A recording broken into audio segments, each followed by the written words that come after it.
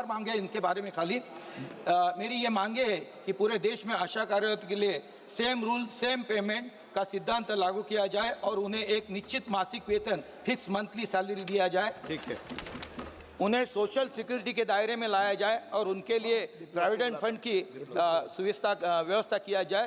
सभी आशा कार्यरत और उनके परिवार को हेल्थ इंश्योरेंस की लाइफ इंश्योरेंस कवर प्रदान की दिया जाए। उन्हें केवल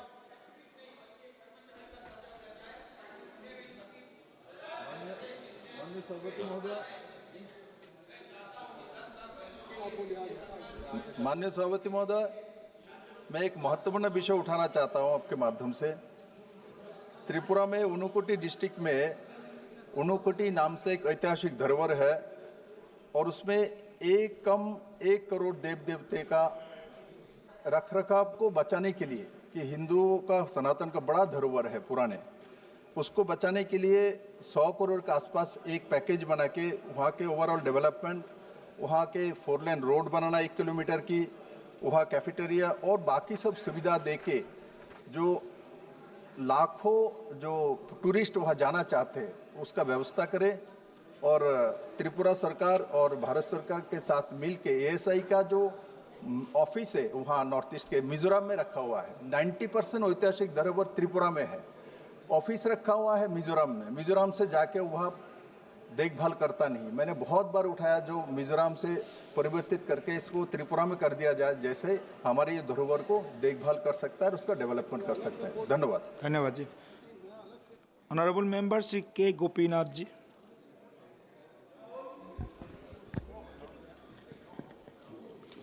மாண்புமிகு பேரவைத் தலைவர் அவர்களே, முதல்ல இந்த வாய்ப்பு கொடுத்தவங்களுக்கு உங்களுக்கு நன்றி.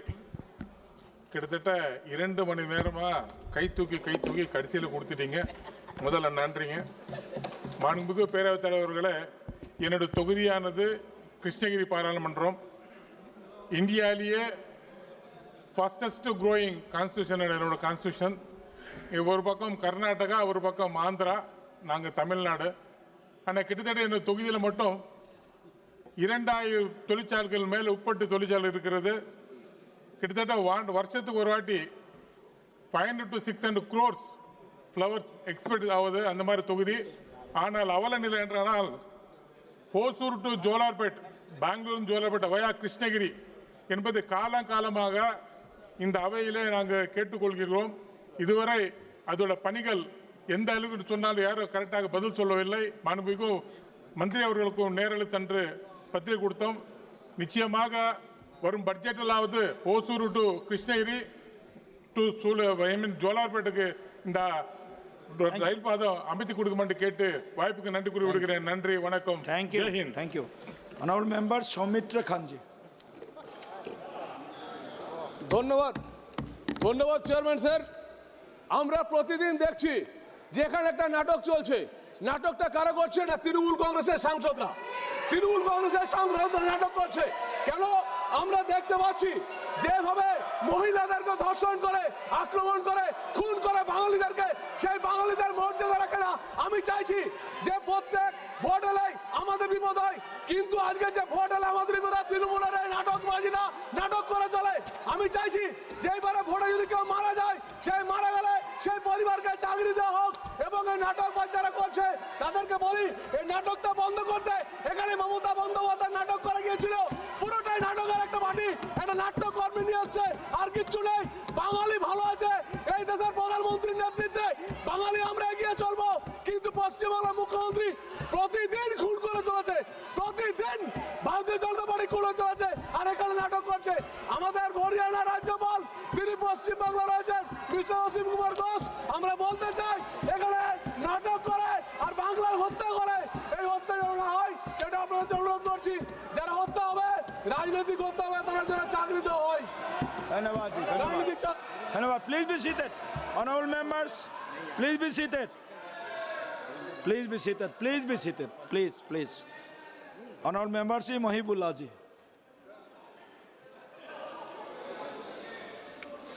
थैंक यू अध्यक्ष जी। मैं आपके माध्यम से बहुत ही अहम मसले की तरफ आपकी तवज्जो दिलाना चाहता हूं।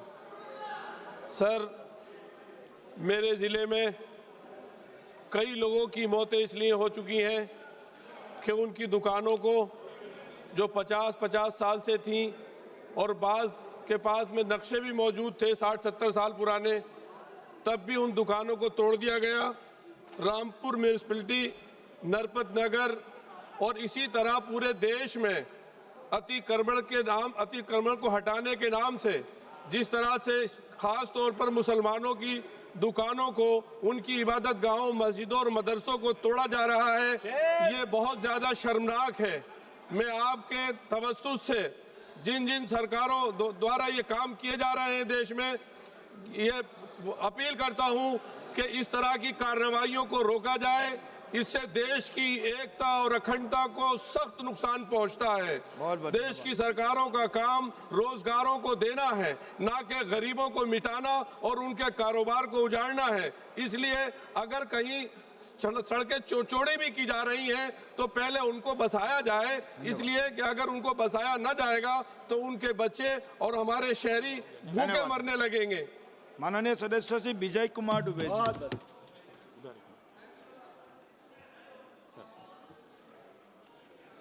अध्यक्ष जी, हाँ बोल। कुशीनगर के बड़े गंभीर मुद्दा को आज आपने रखने का मुझे अवसर दिया।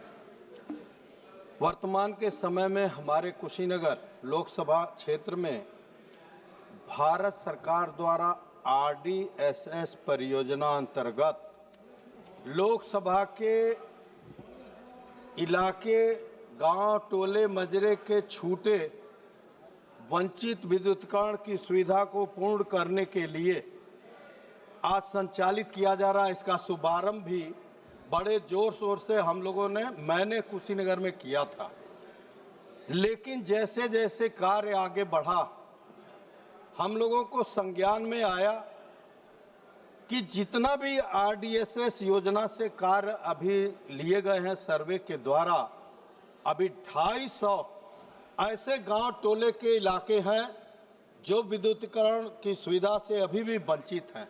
मेरा आपके माध्यम से माननीय ऊर्जा मंत्री जी से आग्रह है कि RDSS योजना के लिए एक बार पुनः सर्वे करा के वंचित इलाकों में भी विद्युतीकरण की सुविधा दिया जाए।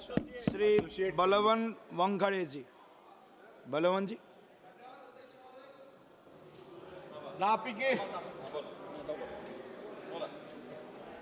धन्यवाद अध्यक्ष महोदय।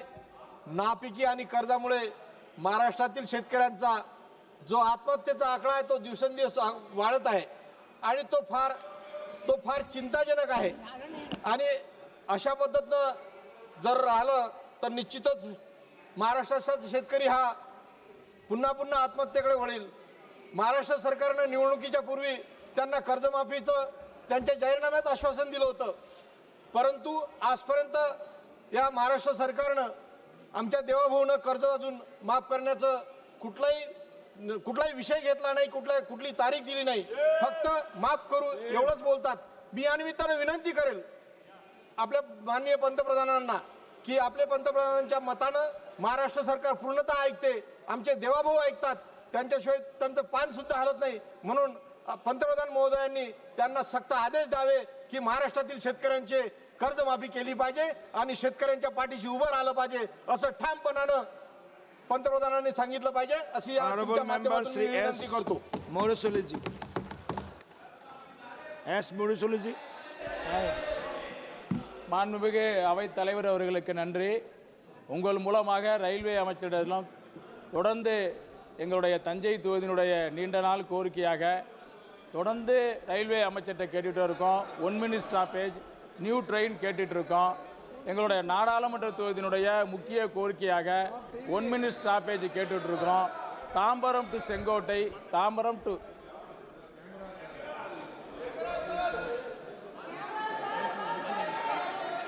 Please wait. आप बोलते thank you sir, thank you sir, thank you. மாண்புமிகு அவைத் தலைவர் அவர்களுக்கு நன்றி।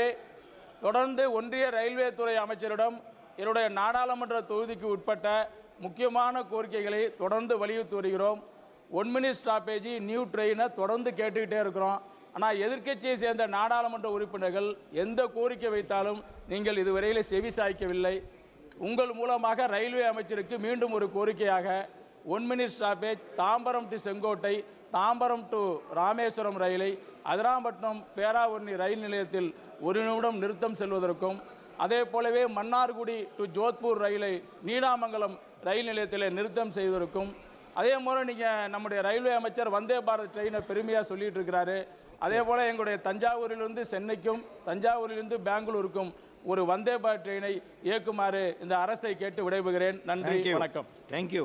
KS Bandarappaji.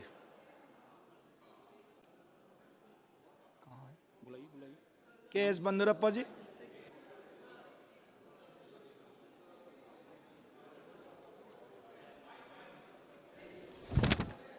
Thank you chairman sir. मैं लातूर चुनाव क्षेत्र से आता हूं और लातूर में एक रेलवे बोगी फैक्ट्री लग चुकी है जिसका उद्घाटन प्राइम मिनिस्टर साहब ने 1.5 साल पहले किया था, लेकिन अभी तक प्रोडक्शन शुरू नहीं हो पाया है। इसका क्या कारण है और जल्द से जल्द ये प्रोडक्शन चालू किया जाए। दूसरा, लातूर के लिए एक वंदे भारत पूना से और हैदराबाद से चालू की जाए, ये एक हमारी मांग है। और लातूर के लिए, नॉर्थ इंडिया के लिए कोई कनेक्टिविटी नहीं है। जल्द से जल्द एक आधा लॉन्ग रूट का ट्रेन नॉर्थ इंडिया के लिए चालू किया जाए, ये आपके माध्यम से मैं मांग करता हूँ। बहुत बहुत थैंक यू धन्यवाद। सर। माननीय सदस्य Vijay Basant ji. Honourable member Vijay Basant ji. Thank you, Speaker, sir. I rise today to draw the attention of this esteemed House to a critical and urgent matter concerning the Kanyakumari constituency. So the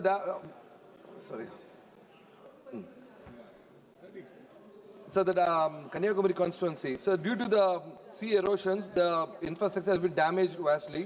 So I request the central government to allocate adequate and immediate funds for comprehensive sea erosion control measures, including the construction of seawalls, groins, and other scientific interventions to safeguard the coastline, restoration and strengthening of damaged road networks to ensure uninterrupted connectivity for these fishing villages, rehabilitation support for affected families to protect their homes and belongings from further destruction, long-term sustainable development plans to support the fishing communities in adapting to the changing environmental condition. I appeal to the government to treat this issue to construct seawalls on the war footing and ensure that the necessary funds and resources are allocated without delay. Thank you, sir. Thank you. Sri T. Uday Srinivas ji.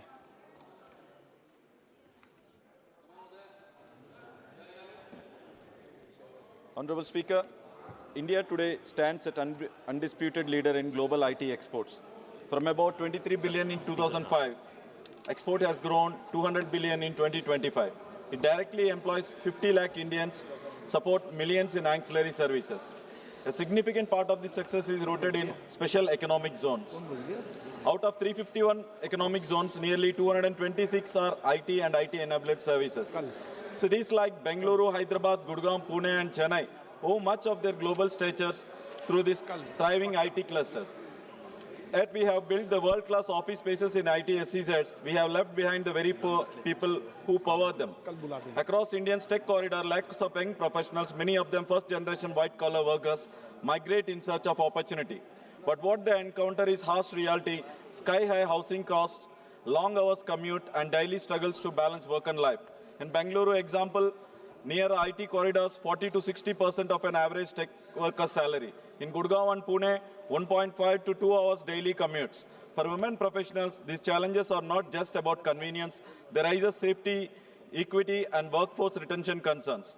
Sir, SEZ Acts permits residential and social infrastructure in non-processing areas, yet there is no additional clarity, consistency, or urgency in implementation. As a result, developers remain hesitant and state approvals are patchy. Sir, from China, Shenzhen, a small fishing village has transformed into 400 billion tech company, means tech economy through integrated SEZ plannings. A gift city in Gujarat demonstrates the integrated living and workspaces lead to higher productivity, better retention, and improved quality of life. I ask the Government of India and Ministry of Commerce to issue a clear national guidelines to enable residential housing within the adjacent IT SEZs. Uniform approval timeline, sustainability standards, and affordability norms. This is not merely a weak policy tweak, it is a structural reform that will ease urban congestions and lower carbon emissions through walk-to-work models, improves retention and safety, especially for women, strengthens India's competitiveness in attracting global investment and talent. If SEZs are remain centers of economic excellence, they must become the centers of dignity, inclusivity, and livability. Let us not allow the people behind India's digital success to left behind in the very cities they are building. Thank you, sir. जिन माननीय सदस्यों का अतिरिक्त अविलंब लोकमत शून्यकाल के अंदर जिन्होंने आज नाम दिए हैं, उन्हीं को ही कल अवसर मिलेगा।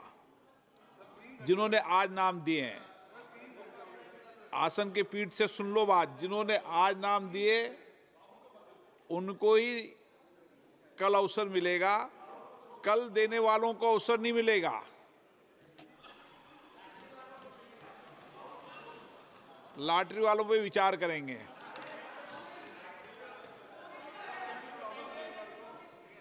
लॉटरी वालों पे विचार करेंगे, देंगे नहीं देंगे।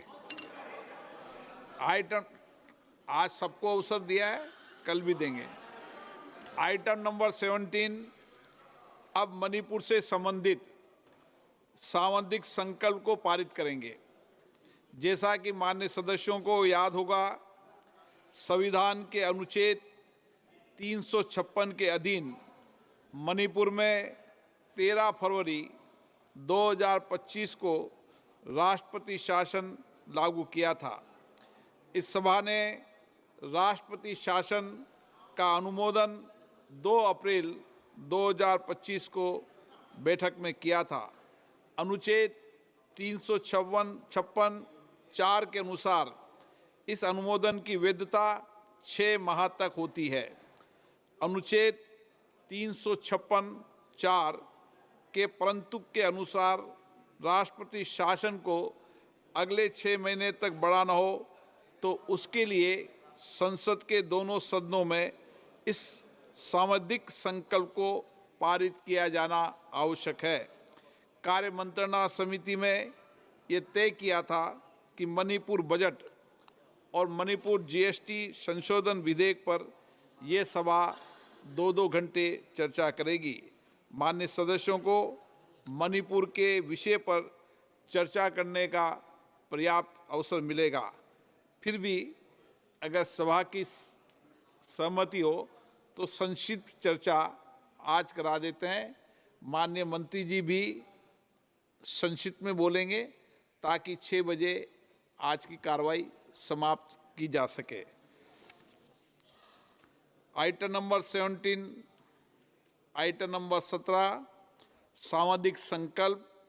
माननीय मंत्री महोदय संक्षिप्त में रख दे। आदरणीय अध्यक्ष महोदय, मैं संकल्प प्रस्तुत करता हूं कि यह सभा राष्ट्रपति द्वारा मणिपुर के संबंध में संविधान के अनुच्छेद 356 के अधीन जारी दिनांक 13 फरवरी 2025 की उद्घोषणा को दिनांक 13 अगस्त 2025 से आगे 6 माह की अवधि के लिए जारी रखने का अनुमोदन करती।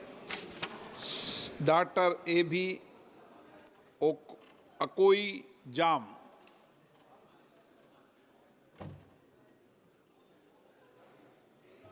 Doctor A.B.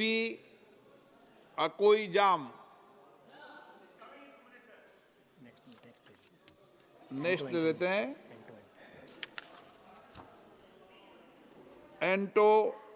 एंटोनी। आप केरल से मणिपुर जा रहे हो क्या? Thank you speaker. केरल से Manipur shifting. I rise to speak on the discussion and voting on demands for grants for the year 2025-26 and introduction, consideration and passing return of the related appropriation bill and the resolution speaking approval of extension of President's rule imposed through proclamation issued by President on 13th February 2025 under Article 356(1) of the Constitution of India in relation to the state of Manipur with deep pain and anguish. Madam, my heart is very heavy and I speak not only as a member of parliament, but as a human being watching the continued suffering of our brothers and sisters in Manipur. What was happened there and what is still happening is not just a law and order problem, it is a complete collapse of governance. And that collapse lies squarely on the inefficiency of the BJP-led government, both at the center and in the state. Manipur, literally meaning jeweled land, has been reduced to ashes. The state, once known for its green hills and harmony, now bleeds red. The sounds of nature have been replaced with the cries of mothers who watch their children killed, with the screams of women stripped of their dignity, and with the silence of a prime minister who chose not to speak when the people needed him most. Let us call this what it truly is, a man-made disaster caused by the inefficiency, apathy and failure of this government. Madam, the violence in Manipur began 2023. Instead of facing swiftly to de-escalate, the government allowed the situation to spiral into uncontrolled violence, bloodshed and chaos. Madam, where was the central government when the state was burning? Where was the Union Home Ministry, which is constitutionally responsible for maintaining law and order in such situations? What we saw was not just a slow response, it was no response. In fact, the inaction of the government enabled the violence. It gave room for mobs to attack, for homes to be burned, and for over 60,000 people to be displaced. Over 200 lives lost and nearly 500 churches demolished, and yet this government waited months to even speak a word. The silence is not accidental, it is deliberate. It is a reflection of the BJP's lack of political will and absence of administrative efficiency, especially when it comes to northeastern part of India. Madam, this is the same government that never fails to chant Bharat Mata Ki Jai in this parliament. But what about the Bharat Mata's daughters in Manipur, who were stripped, paraded and assaulted by mobs? A former soldier whose wife was among the victims said with deep pain, "I served the country, but I couldn't protect my wife." What kind of country we are building where our soldiers feel helpless and our women are not safe? The Prime Minister, who often speaks for hours on less important matters, took months to say just a few words after shocking video from Manipur came out. And even then, all he said was, it was shameful. When the union government controls the paramilitary forces, controls the intelligence machinery, and has the power to intervene in serious internal conflict, why did they do nothing? This wasn't just a delay, it was a complete failure to do their duty. It showed a serious lack of leadership. Madam, the Manipur government, instead of protecting its people, has worsened the situation through internet shutdowns, curfews, and brutal police actions. On June 12, 2023, the Rapid Action Force vandalized private vehicles. This act was caught on CCTV.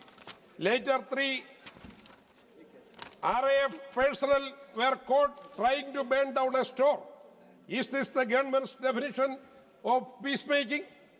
People have been cut off from the world with internet shutdowns lasting over 2 months. In a democracy, this is unacceptable.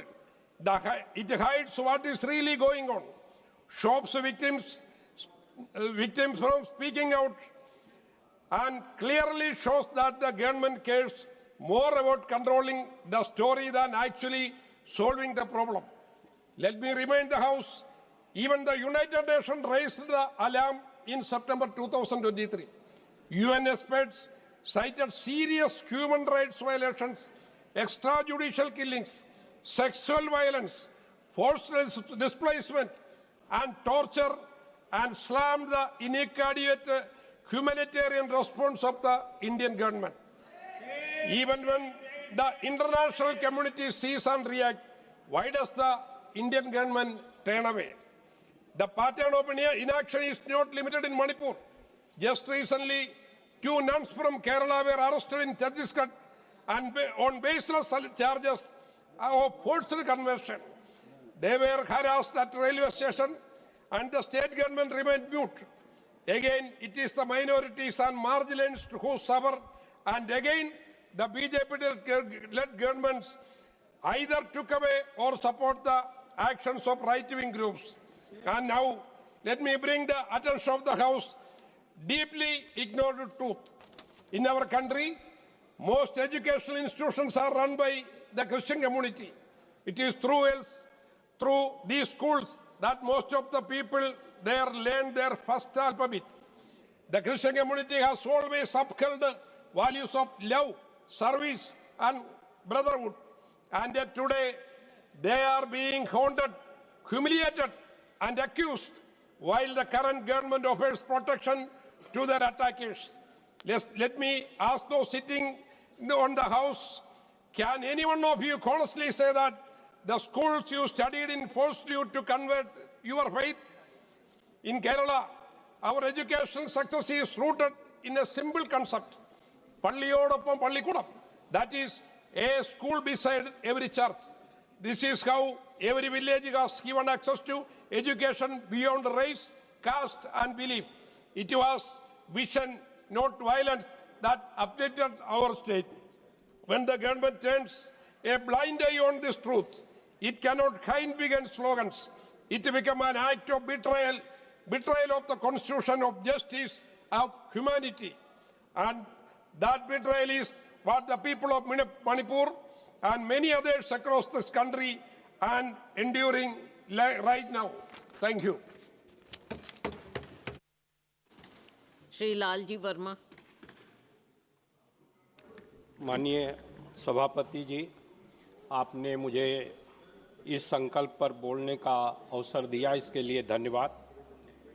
महोदया, जो ये संकल्प हमें लाना पड़ रहा है, 356 में आपात स्थिति में जब उस राज्य का प्रशासन स्टेट गवर्नमेंट से न चल पावे, तब हम इसका प्रयोग करने का उपबंध है।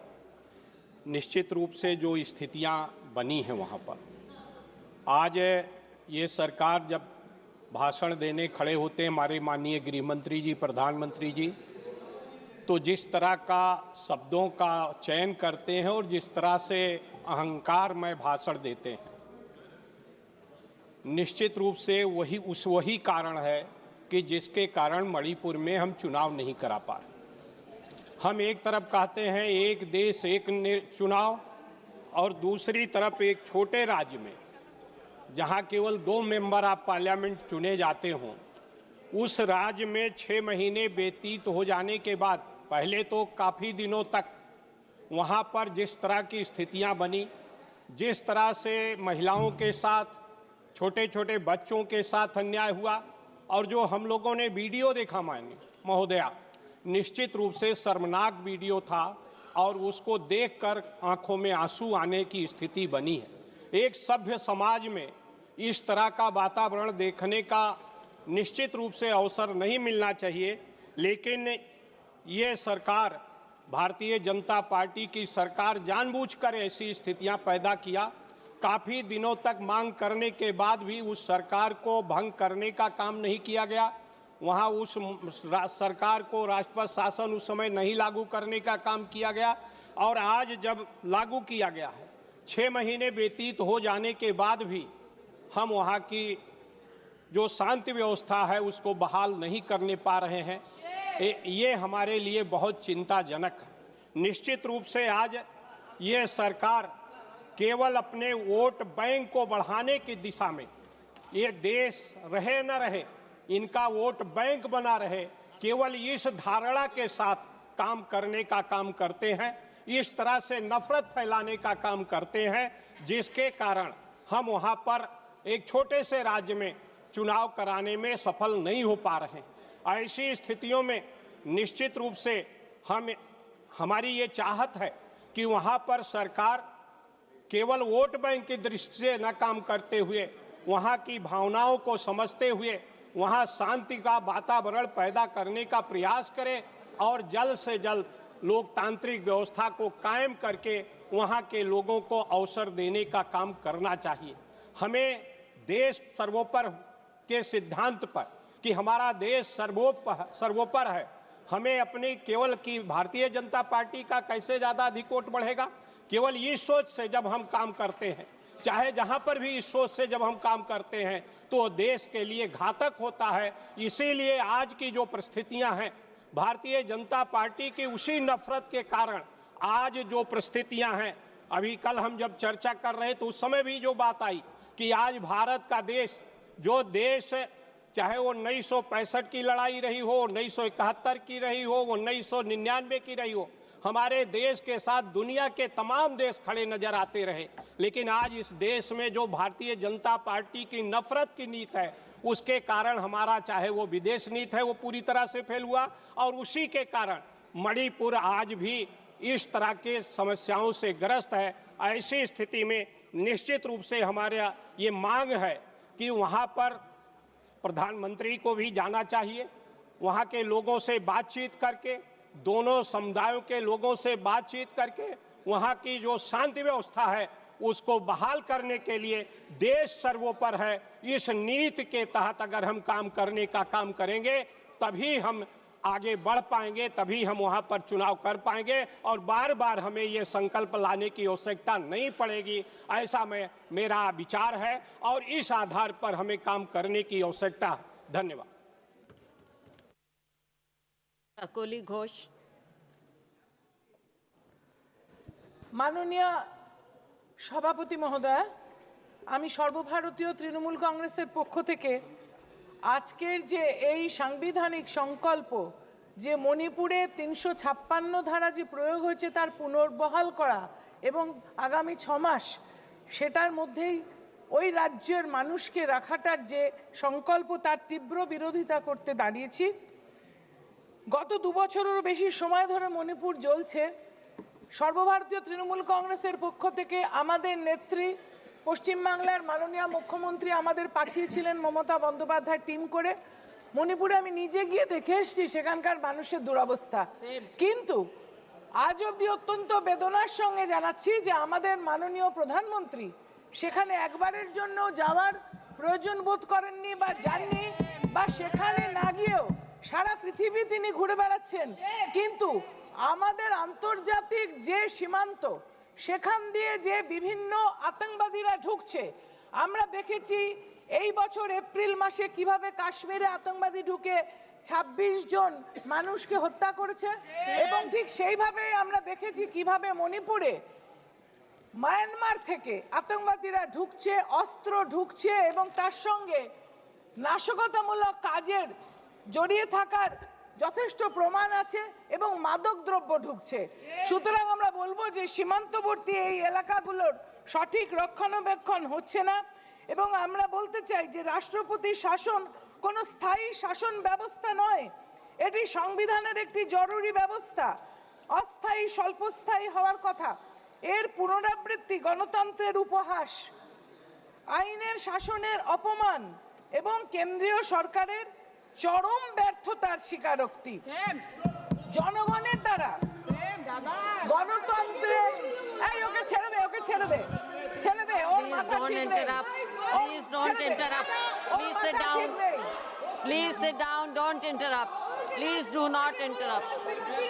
मुझे टाइम देना पड़ेगा।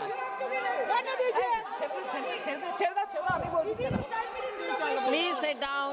You can't interrupt like that. अरे वो पागल ছেড়ে দে, এই শালি ওর মাথা খারাপ, ছেড়ে দে। গণতন্ত্রে গণতন্ত্রে Please do not interrupt like that. নির্বাচনী প্রক্রিয়ার মধ্যে দিয়ে জনগণের মতামত প্রতিফলিত করে রাজ্য শাসন করা, রাষ্ট্র শাসন করাই উত্তম উপায়। কিন্তু সেখানে যদি আমরা 356 ধারা প্রয়োগ করে রাখি জনগণের মতামত প্রতিফলিত হয় না। এই মণিপুর রাজ্যটা 1972 সালে রাজ্য হিসেবে ঘোষিত হয়েছিল। তারপরে দুবার নির্বাচন হয়েছে এবং 2017, 2022-এ ভারতীয় জনতা পার্টি নির্বাচিত সরকার ওখানে সম্পূর্ণরূপে ব্যর্থ হয়েছে। এবং আমরা দেখেছি যে আর্কিওলজিক্যাল সার্ভের একটা রিপোর্ট যে ওখানে যে দুটি সম্প্রদায় আছে মাইতেই এবং কুকি, মাইতেইরা 53% জনগোষ্ঠীর হওয়া সত্ত্বেও তাদের হাতে মাত্র 11% জমি, এবং কুকি বা নাগা যারা পাহাড়ে রয়েছে তারা আদিবাসী এবং জনজাতি গোষ্ঠীভুক্ত, তাদের কাছে পাহাড়ের জমি আছে কিন্তু সেখানে যে আফিং চাষ ক্রমে বৃদ্ধি পাচ্ছে। 2017 থেকে 2022-এ ভারতীয় জনতা পার্টির সরকারের শাসনকালে সেখানে আছে ওখানে 1853 একরটা বেড়ে 6743 একর জমিতে আফিম চাষ হচ্ছে। সেখানকার সরকার, ভারতীয় জনতা পার্টির সরকার, আফিং চাষ আটকাতে পারেনি। রাষ্ট্রপুঞ্জের রিপোর্ট এর দ্বারা বলা হচ্ছে যে এই যে মায়ানমার থেকে অস্ত্র আসছে, সন্ত্রাসবাদী আসছে, আফিং আসছে, মাদক দ্রব্য আসছে, সেটা কেন সরকার বাধা সৃষ্টি করছে না? এবং আমি আমার সর্বতভাবে বলতে চাই যে আইন শৃঙ্খলার ভয়াবহ ব্যর্থতা হয়েছে। এটা ভারতের লজ্জা যে রাষ্ট্রের সর্বপ্রথম দায়িত্ব হলো নাগরিকদের সুরক্ষা নিশ্চিত করা, কিন্তু মণিপুরে আমরা দেখছি 200-র বেশি। One minute, just 1 minute.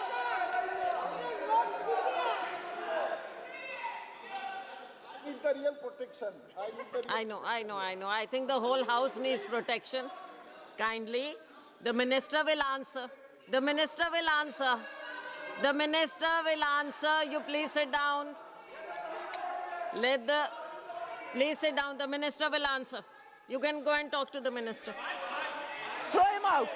Kakoli ji.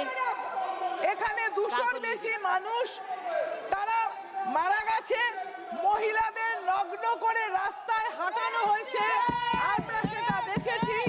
এখানে 60,000-এর বেশি মানুষ গৃহহীন হয়ে তারা রিলিফ ক্যাম্পে রয়েছে। রিলিফ ক্যাম্পে আমি নিজে মণিপুরে গিয়ে দেখেছি সন্তানের আসন্ন প্রসবা সেখানে রয়েছেন, সন্তান সম্ভবারা প্রসব করছেন রিলিফ ক্যাম্পে, ওষুধ নেই, খাবার নেই, গ্রাম বসীভূত, আগুনে বাড়ি জ্বালিয়ে দেওয়া হয়েছে, সেখানে মন্দির জ্বালিয়ে দেওয়া হয়েছে, চার্চ জ্বালিয়ে দেওয়া হয়েছে, এবং জনগোষ্ঠীর সাথে একে অপরে ভাইয়ে ভাইয়ে যে বিরোধ সৃষ্টি করছে সম্পূর্ণভাবে ভারতীয় জনতা পার্টির সরকার তার জন্য দায়ী।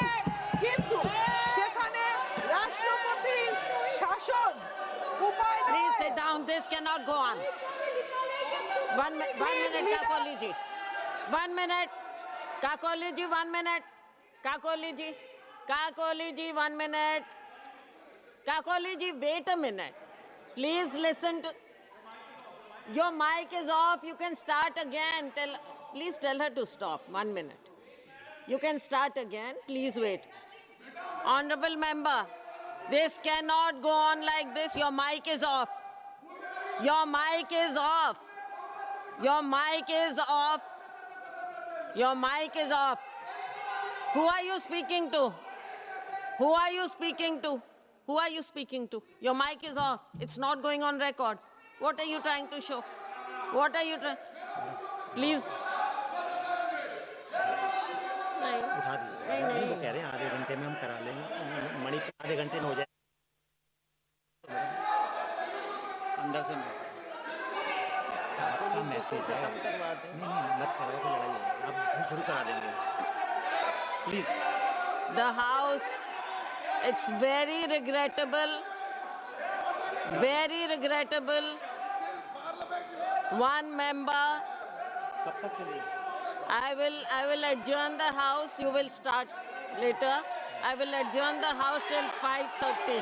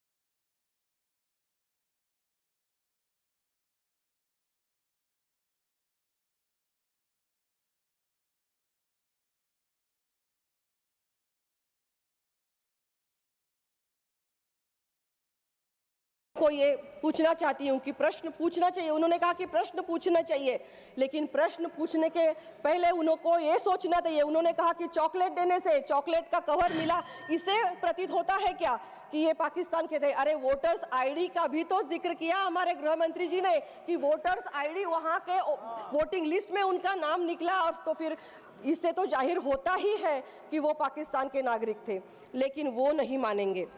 मुझे लगता है कि ये सब, और एक सिंगल बात मैं बताना चाहूंगी, मेरा तो समय आपने घंटी बजा दी है, लेकिन आदरणीय रेणुका दीदी ने ये कहा कि उन्होंने ये जिक्र किया कि स्वर्गीय शुभम द्विवेदी, इनकी वाइफ ऐशन्या द्विवेदी का उन्हें इंटरव्यू बिल्कुल गलत कहा, उन्होंने असत्य विधाने की। मैंने भी उनका इंटरव्यू सुना है। उन्होंने ये कहा है कि वो ऑपरेशन सिंदूर के साथ खड़ी है। Questioning on operation Sindoor is bad and boycott any association with पाक। उन्होंने ये कहा है, यहाँ आके संसद की सुरक्षा लेके यहाँ कुछ भी बोलेंगे, ये बिल्कुल जनता सहेगी नहीं। जनता देश के साथ है, जनता सरकार के साथ है, मोदी जी के साथ है, और मोदी जी के हाथों ही अपना देश सुरक्षित है, इस पर जनता का विश्वास है। मैं अभिनंदन करती हूं ऑपरेशन सिंदूर के लिए और ऑपरेशन महादेव के लिए। धन्यवाद। The next speaker is Dr. Sasmit Patra. Honorable Vice Chairman, sir, I place on record my deepest homage and heartfelt condolences to the innocent 26 precious lives lost in the barbaric terrorist attack in Pahalgam. On behalf of our leader and party president Shri Naveen Patnaik ji and our party, the Biju Janata Dal, I rise to express our profound gratitude to the true heroes of Operation Sindoor, the men and women of our armed forces. So when the skies over Pahalgam darkened with the cries of innocent lives lost in a cowardly terrorist attack, it was not words but action that defined India's response. That action came in the form of Operation Sindoor, a swift, precise, and decisive military action executed with brilliance, courage, and unmatched professionalism. And who delivered that brilliance? Who executed that courage? Our soldiers, sailors, and air warriors who stepped into the eye of the storm and returned victorious without fanfare. The armed forces did not only represent leadership, they embodied the silent force behind India's global military credibility. It was not luck, but the meticulous coordination, satellite intelligence, loitering munitions, and above all, human brilliance. From the pilots who soared into the skies, to the signal corps who maintained flawless communication, to the engineers who mapped target grids, to the logistic corps who filled this operation silently in the background, every rank, every uniform, every heartbeat was part of a single symphony, Operation Sindoor. Odisha and its 4.5 crore people have always stood firmly with the armed forces and upheld the highest tradition of patriotism and national service.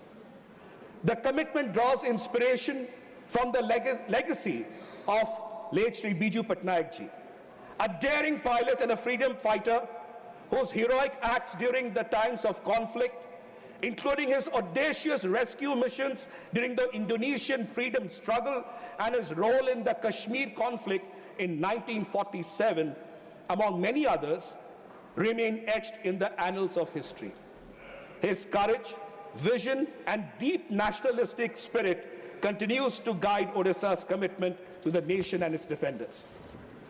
However, Honorable Vice Chairman, sir, I wish to respectfully place one important question before the government, a matter that may warrant clarification by the government. The government has stated that there was no phone call made by the President of the United States to the Indian Prime Minister between April 22nd and June 17th, 2025. That in itself speaks to the autonomy and independence with which India conducted Operation Sindoor. I accept that as an Indian and don't dispute it. But given this reality, I ask with utmost sincerity, has India formally engaged with the United States administration to seek clarity on why the US president continues to make public references to a ceasefire, one in which, by all accounts, neither him nor his administration played any active role? It is a question that my party, the Biju Janata Dal, seeks to ask of the government, and I leave it to the government to reply on this whenever the situation arises.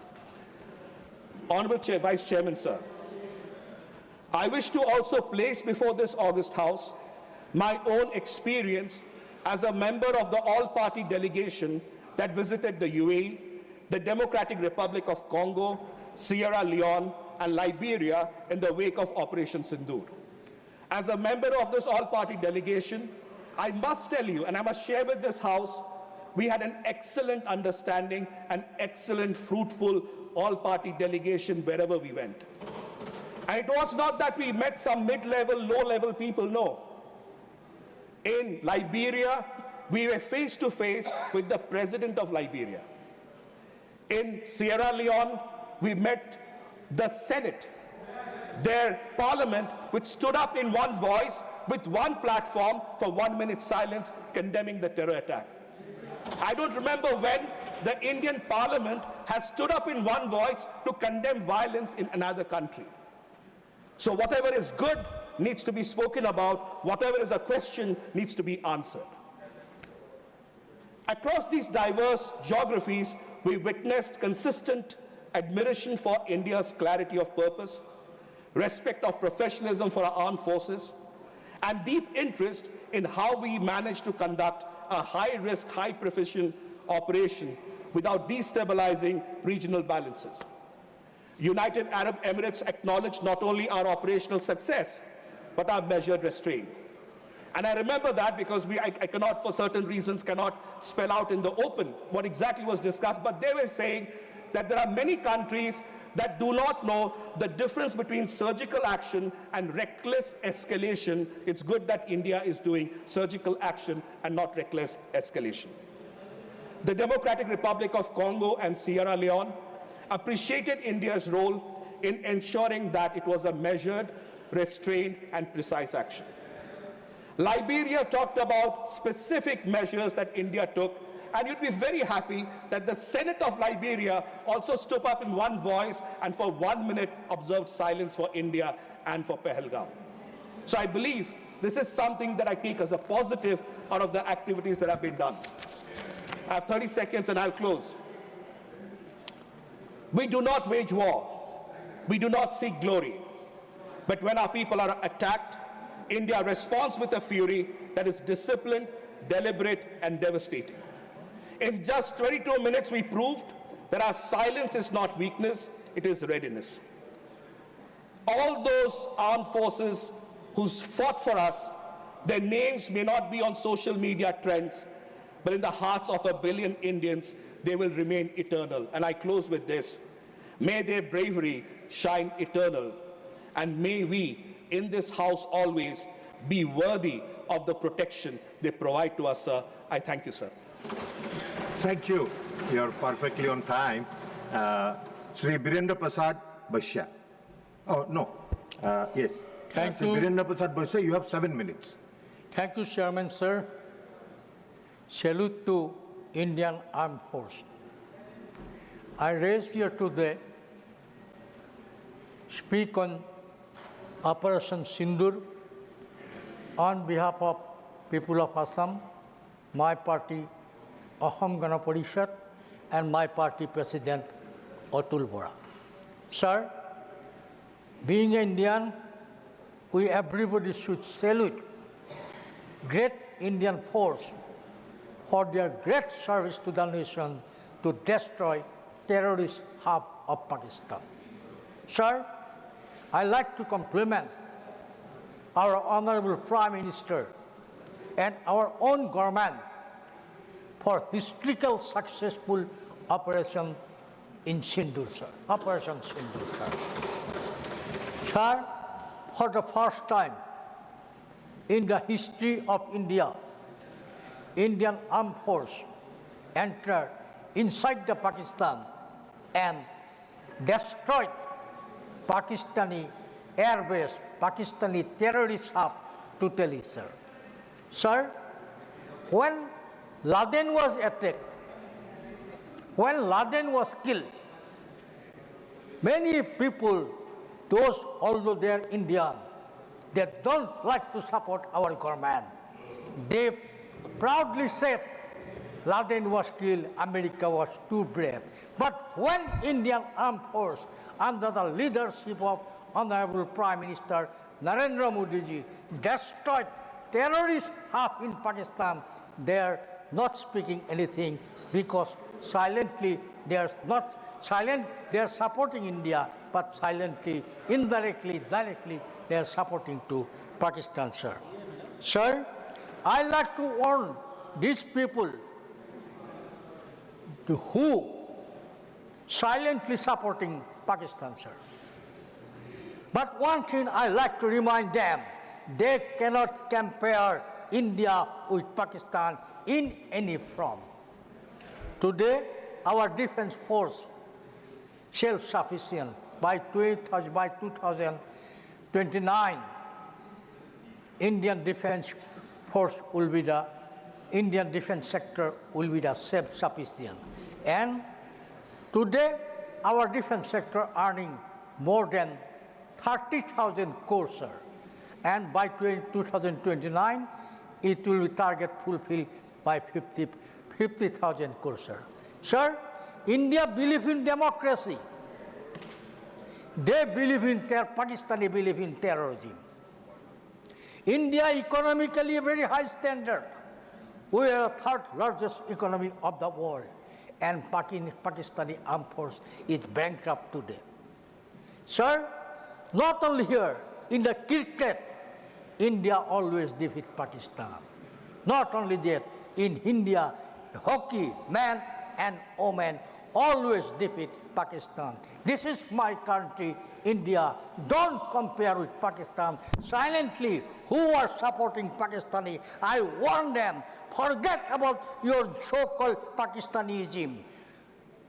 So these people, one hand, they speak, we are united.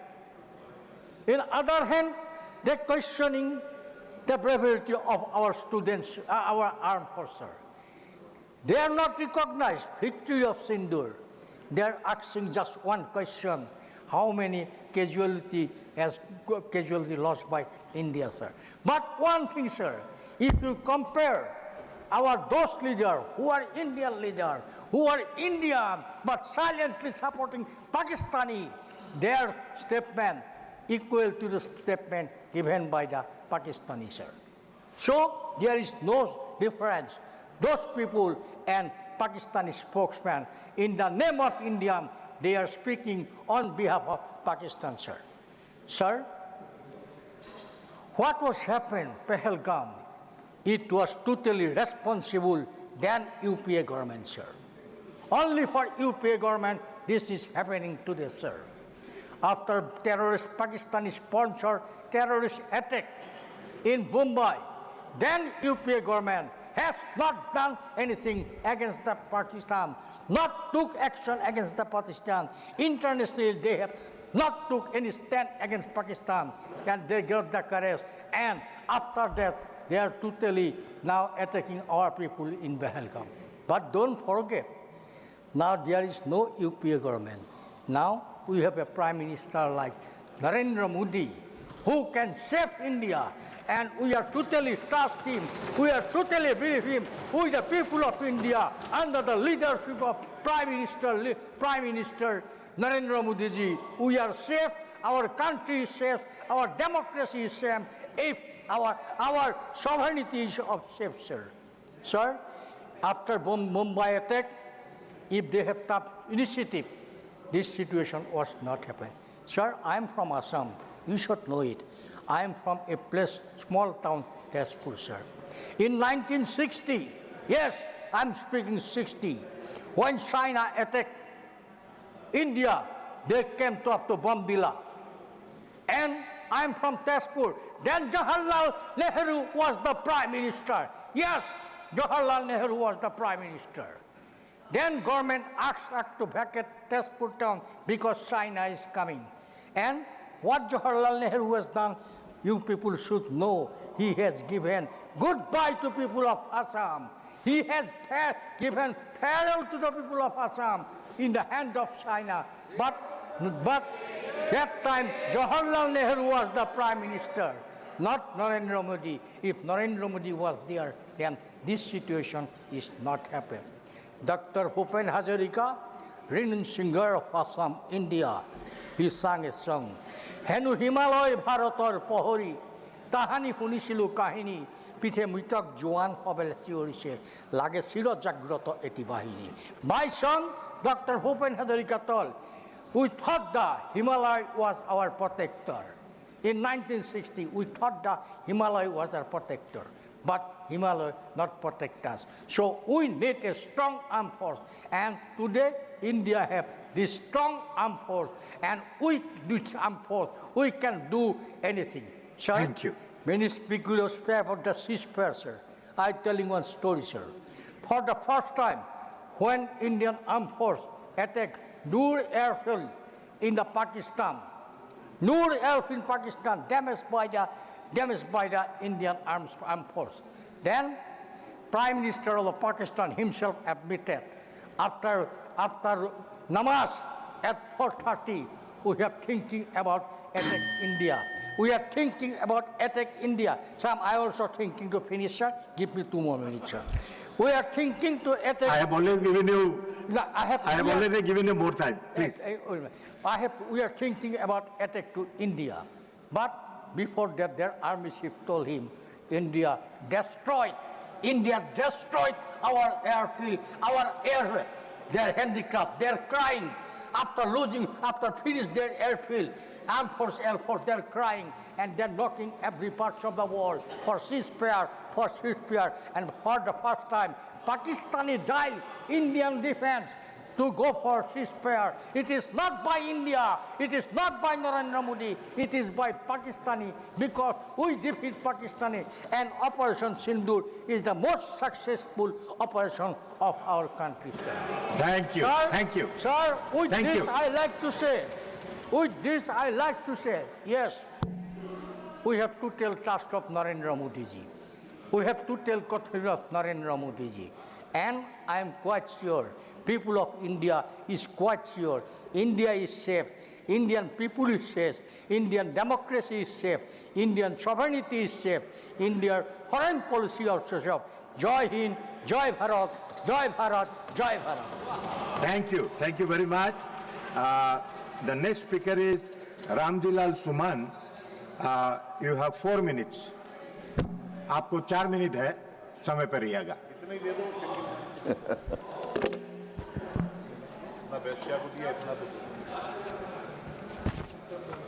सभापति जी, मैं सबसे पहले जिन निर्दोष लोगों को मारा गया पहलगांव में, उनकी स्मृति को प्रणाम करता हूं और सेना के शौर्य को सलाम करता हूं। सभापति महोदय, बार बार सरकार का ये कहना कि हमारे ऊपर ट्रंप का दबाव नहीं था और हमने किसी दबाव में युद्ध विराम नहीं किया, ये किसी भी कीमत पर न्याय संगत नहीं है। 10 मई को सभापति जी युद्ध विराम हुआ और 12 मई को देश के प्रधानमंत्री नरेंद्र मोदी जी ने देश की जनता को संबोधित किया था। उन्हें तत्काल ये घोषित करना चाहिए था कि ट्रंप झूठ बोल रहे हैं, ट्रंप असत बोल रहे हैं और हमने किसी दबाव में युद्ध विराम नहीं किया है। सभापति महोदय, इस सरकार ने जो फैसला लिया वो किसी भी कीमत पर न्याय संगत नहीं था। हिंदुस्तान की जनता ये चाहती थी कि इस बार आर पार की लड़ाई हो जाए और अंतिम रूप से आतंकवाद से निपट लिया जाए, ये देश की जनता चाहती थी। फौजें हमारी अपने शौर्य का प्रदर्शन कर रही थी, उस परिस्थिति में युद्ध विराम किया। सभापति महोदय, कभी भी देश की जनता इन लोगों को माफ नहीं करेगी। और मैं बहुत विनम्रता के साथ कहना चाहूंगा, इन्होंने अमेरिका के हाथों देश को गिरवी रख दिया है। हिंदुस्तान की प्रतिष्ठा और गरिमा को सबसे अधिक ठेस पहुंचाने का काम नरेंद्र मोदी की सरकार ने किया है। सही मानों में इस ऑपरेशन सिंदूर में सेनाएं जीती हैं और प्रधानमंत्री नरेंद्र मोदी हारे। सभापति जी, ये सबसे महत्वपूर्ण बात यह है कि ये कहते हैं कि साहब जो पाकिस्तान के सैन्य अभियान निदेशक थे, उन्होंने भारतीय समकक्ष खेल से बात की। सभापति, मैं ये जानना चाहता हूं, बात की कल प्रधानमंत्री कह रहे थे कि पाकिस्तान गिड़गिड़ा रहा था। जब बात हुई तो आपने पाकिस्तान को दो टूक क्यों नहीं किया कि हम जब तक युद्ध विराम नहीं करेंगे, जब तक आप यह हमें भरोसा नहीं दिला देंगे कि भविष्य में आतंकवादी घटना को आप संरक्षित नहीं करेंगे, उनको प्रोत्साहित नहीं करेंगे, उनको बढ़ावा नहीं देंगे। हम तो बहुत जल्दी में थे ना, क्योंकि ट्रंप का दबाव हमारे ऊपर था। सभापति जी, एक निवेदन में आपसे यह करना चाहूंगा कि प्रधानमंत्री जी ने 2014 से लेकर के जुलाई 2025 तक 91 बार विदेश यात्राएं की हैं। 78 देशों में नरेंद्र मोदी जी गए हैं। 800 करोड़ रुपया प्रधानमंत्री जी की विदेश यात्राओं पर अब तक खर्च हुआ है। सभापति जी, ये कैसी विदेश नीति है? कितने दोस्त हमने बनाए? और मैं सरकार से पूछना चाहूंगा कि विश्व की राजनीति में हम पाकिस्तान को अलग थलग नहीं कर पाए, ये कौन सी उपलब्धि है आपकी? बांग्लादेश, अफगानिस्तान और नेपाल जैसे पड़ोसी देश भी हमारे साथ नहीं है। इससे ज्यादा चिंता का विषय और क्या हो सकता है? सभापति जी, मध्य प्रदेश सरकार के एक उप मुख्यमंत्री, और वो फरमाते हैं कि पूरा देश मोदी जी के सामने नतमस्तक है, पूरी सेना मोदी के सामने नतमस्तक है। सभापति जी, हमने देश की रक्षा के लिए सभापति जी, हमने देश की रक्षा के लिए समर्थन दिया था। हमने तो बीजेपी में है, नरेंद्र मोदी के गुलाम हैं। हम देश के साथ थे और उसी लिहाज से हम अपना समर्थन दिया था। ये अनावश्यक रूप से जो इस तरह की बात करते हैं, अगर बीजेपी के लोग ये समझते हैं कि हमारी राय उनसे लगा है तो उनको तत्काल पार्टी से निकालना चाहिए। बहुत बहुत धन्यवाद। धन्यवाद। श्री अजीत कुमार भूया।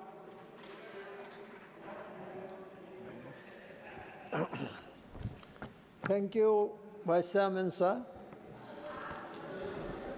Heaven is not going to fall if the government led by Narendra Modi ji takes the August House in the confidence to give details of Pahalgam terrorist attack and leftists involved to nab the terrorist. Sir, due to paucity of time, I am not going in details as many learned speakers from both the ruling and the opposition parties have highlighted different facets of opposition Operation Sindoor and Pahalgam terrorist attack. I shall keep myself confined to anger and frustration of victimized families who are eagerly waiting of terrorists in the command of the government.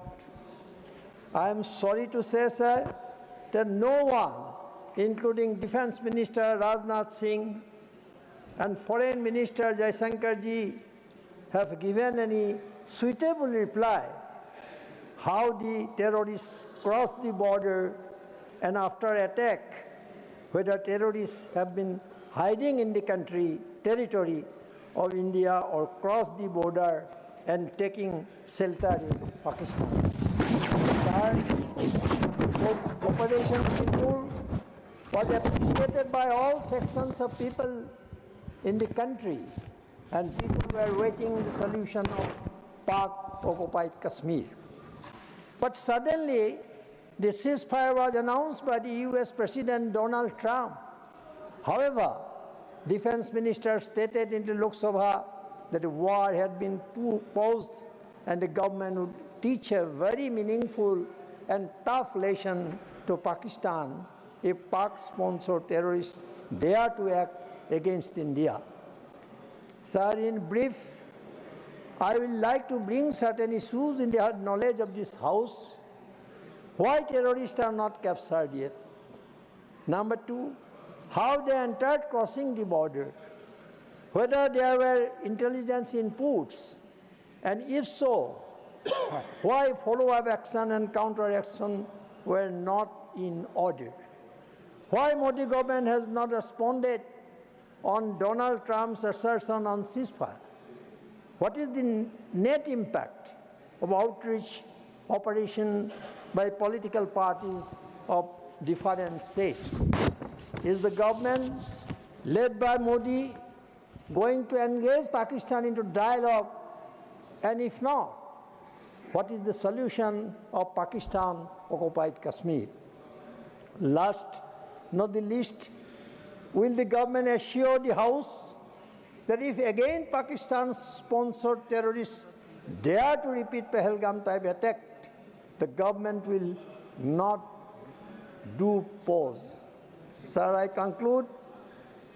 मैं तो देखता रहा, तुम तो दिलासा देता रहा. मैं तो देखता रहा, तुम तो दिलासा देता रहा. पर मैं तुम पर अभी भी यकीन कर रहा. लेकिन तुम पर यकीन ना करूं तो मेरा पास क्या रास्ता है? हाँ, एक बात पक्की है कि तुम हमेशा झूठी यकीन ना दे सकते हो, क्योंकि तुम्हें भी तो एक दिन जाना ही होगा. जय असम, जय Hind. Thank you. Thank you for being completing on time. Sri Sanjay Raut, you have 4 minutes. 4 minutes. बाप रे, बहुत दिया सर. इतना मत दीजिए सर. बहुत दिया. 16 घंटा चर्चा है और 4 मिनट दे रहे हो आप. आपके पार्टी को जितना दिया आपने लिया होगा. पार्टी की बात छोड़ो. आपने ही दिया. दे रहे हैं. सर, मैं बहुत संक्षिप्त में अपनी बात रखूंगा. जी. पहलगांव में 26 लोगों की हत्या हो गई. कैसे? अब तक सरकार नहीं बता पा रही. पूरा कश्मीर गृह मंत्रालय के अधीन है. 370 हटाने के बाद कश्मीर को केंद्र शासित प्रदेश बना दिया. वहाँ की पुलिस गृह मंत्रालय का आदेश का पालन करती है. पूरे कश्मीर में आर्म फोर्स एक्ट लगा दिया है. वहाँ के गवर्नर भी आपके हैं, बहुत मजबूत आदमी है. फिर भी हमला हुआ और हमलावर निकल गए. गवर्नर ने भी अपनी चूक मान्य की है कि ये चूक हो गई है, सुरक्षा में चूक हो गई है.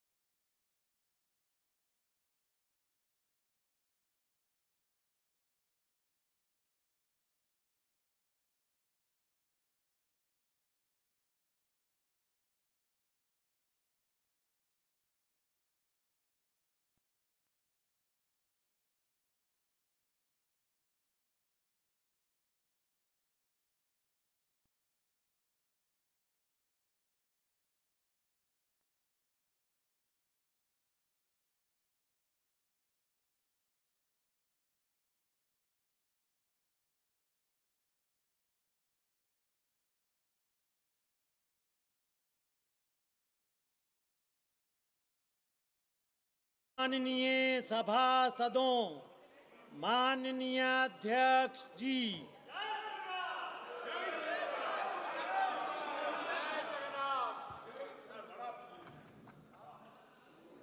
श्रीमती काकोली घोष दस्तिका।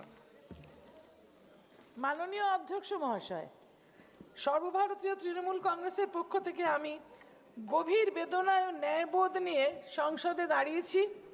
মণিপুরে রাষ্ট্রপতির শাসন অর্থাৎ ৩৫৬ ধারা পুনরায় প্রয়োগ করা হবে কিনা বা তার সময়কাল বৃদ্ধির জন্য যে প্রস্তাব এসেছে তার তীব্র বিরোধিতা করতে। গত কয়েক বছর ধরে মণিপুরে যে ধরনের সামাজিক ন্যায় বিচারের পদস্খলন হয়েছে এবং মানুষ মারা যাচ্ছে আমি স্বচক্ষে দেখে এসেছি। সর্বভারতীয় তৃণমূল কংগ্রেসের পক্ষ থেকে তা আমি এই সিদ্ধান্তে এসেছি যে আমরা এই ৩৫৬ ধারাকে কোনো মতেই পুনঃপ্রয়োগের সমর্থন করতে পারি না। আমাদের মাননীয় নেত্রী মমতা বন্দ্যোপাধ্যায়ের নির্দেশে আমি নিজে মণিপুরে গিয়েছি ২০২৩ সালে। আমরা সেখানে দেখেছি কিভাবে মানবাধিকার লঙ্ঘন হয়েছে এবং কিভাবে সেখানে মানুষকে হত্যা করা হয়েছে। সেখানে মৈতেইরা যারা বৈষ্ণব, যারা মন্দিরে পুজো করে তাদের মন্দিরও যেমন জ্বলেছে, যেমন কুকি সম্প্রদায়ের তারা খ্রিস্টান ধর্মাবলম্বী তাদের চার্চও সেরকম জ্বালিয়ে দেওয়া হয়েছে এবং যেভাবে তাদের কোনো রকমের সেখানে উন্নয়ন নেই, সবকিছু স্তব্ধ। সেই জায়গায় দাঁড়িয়ে রাষ্ট্রপতি শাসন জারি হয়েছিল, কিন্তু রাষ্ট্রপতি শাসন কোনো স্থায়ী শাসন ব্যবস্থা নয়, এটি সংবিধানের একটি জরুরি ব্যবস্থা। অস্থায়ী ও স্বল্পস্থায়ী হওয়ার কথা এর পুনরাবৃত্তি গণতন্ত্রের উপহাস, আইনের শাসনের অপমান এবং কেন্দ্রীয় সরকারের চরম ব্যর্থতার স্বীকারোক্তি। আমি এটাই বলতে চাই যে ১৯৭২ সালে মণিপুর রাজ্যটি স্বীকৃতি পায় এবং ২০১৭ এবং ২০২২-এ দুবার নির্বাচনের মাধ্যমে ভারতীয় জনতা পার্টির সরকার সেখানে প্রতিষ্ঠিত হয়। কিন্তু তার পরবর্তী পর্যায়ে ওখানকার যিনি প্রাক্তন মুখ্যমন্ত্রী তিনি নিজে বলেছেন এবং রাষ্ট্রপুঞ্জ এই উদ্বেগ প্রকাশ করে বলেছে যে কিভাবে হলো যে ২০২২-এর পরে ওখানে যে কুকিরা যে পাহাড়ে থাকে সেখানে ১৮৫৩ একর থেকে বেড়ে ৬৭৪৩ একরে এখন মাদকদ্রব্যর চাষ হচ্ছে, আফিংয়ের চাষ হচ্ছে এবং এই মাদকদ্রব্য, অস্ত্র এবং সন্ত্রাসবাদীরা পার্শ্ববর্তী যে দেশ আছে সেই মায়ানমার থেকে ঢুকছে কি করে। আমার প্রশ্ন হচ্ছে যে এখানে যে গন্ডগোলটা এতদিন ধরে চলছে, ভয়াবহতা আমরা যেটা নিজেরা প্রত্যক্ষ করেছি, মাননীয় প্রধানমন্ত্রীর কিন্তু সেখানে একবার অন্তত যাওয়া দরকার ছিল মানুষকে, যাতে করে উনি সাহায্য করতে পারেন। তাই আমরা চাই গণতন্ত্রের পুনঃপ্রতিষ্ঠার জন্য এখানে যাতে নির্বাচনের মাধ্যমে গণতান্ত্রিক প্রক্রিয়ার মাধ্যমে সরকার প্রতিষ্ঠা হয় এবং যে হত্যা হয়েছে ৬০,০০০-এর বেশি মানুষ তারা ক্যাম্পে রয়েছে, ৫,০০০ মানুষের বাড়ি জ্বালিয়ে দেওয়া হয়েছে এবং ২০০-র উপরে মানুষ মারা গেছে এবং মহিলাদেরকে তাদের আব্রু তাদের সম্ভ্রম খোয়াতে হয়েছে এবং মণিপুরে আজকে কোনো রকমের উন্নতি হচ্ছে না। তাই সেখানে এই ৩৫৬ পুনঃপ্রয়োগ না করে নির্বাচিত সরকারের জন্য ৩ মাসের মধ্যে নির্বাচন করে আমরা যাতে সেখানে শান্তি ফিরিয়ে এনে উন্নয়ন করতে পারি এবং মাইতেই আর কুকি যে দুটি জনগোষ্ঠী রয়েছে তাদেরকে একসঙ্গে বসবাস আগের মতন করাবার প্রচেষ্টা করতে পারি, তার সমর্থনে আমি আমার মত রাখলাম। ধন্যবাদ। Thank you. Shri A B আকোই jam.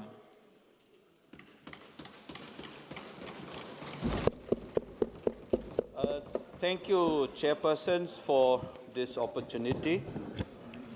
You know, I just wanted to remind the House that when the first time when the motion for imposition of the precedent rule was introduced after a grueling sessions on discussions on constitution, it's strange that it seems all the representatives from the state did not get a chance to speak.